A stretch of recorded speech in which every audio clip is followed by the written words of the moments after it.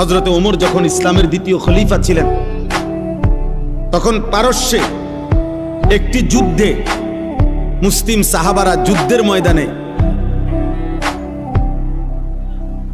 সাহাবায়ে কেরাম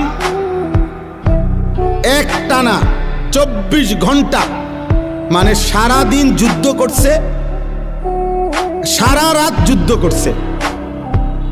ঘটনাচক্রে ফজরের মুহূর্তে যুদ্ধের ময়দানের অবস্থা এমন তীব্র ছিল যে কোনোভাবে চূড়ান্ত মুখোমুখি দুশ্মনে আর মুসলমানে সাহাবেরা এভাবে ভিতরে ঢুকে গেছে যে যুদ্ধের তীব্র লড়াই চলতেছিল। ওই কিতাবে স্পষ্ট সব তারিখে আছে।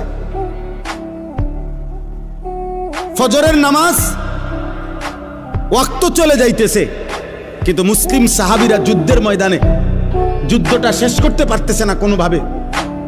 কিন্তু ওনারা তীব্র আক্রমণ কইরা শেষ পর্যন্ত যখন আল্লাহ মুসলমানদের বিজয় দিছে, কিন্তু ঘটনাচক্রে এরই মধ্যে সূর্য উঠে গেছে, ফজরের ওয়াক্ত শেষ হয়ে গেছে।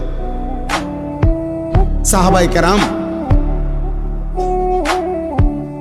সূর্য উঠার পরে গিয়া ফজরের নামাজ কাজা করছে।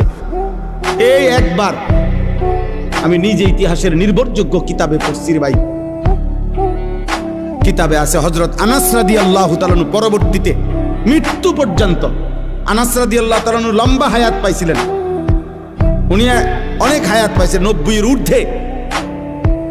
পরবর্তী একেবারে বৃদ্ধ অবস্থায়ও যখনই ওনার কাছে ওই যুদ্ধের ঘটনা বলতো, মুসলমানদেরকে আল্লাহ বিজয় দিছেন, উনিও ছিলেন ওই যুদ্ধে, উনি অজরে কাঁদতে শুরু করতেন।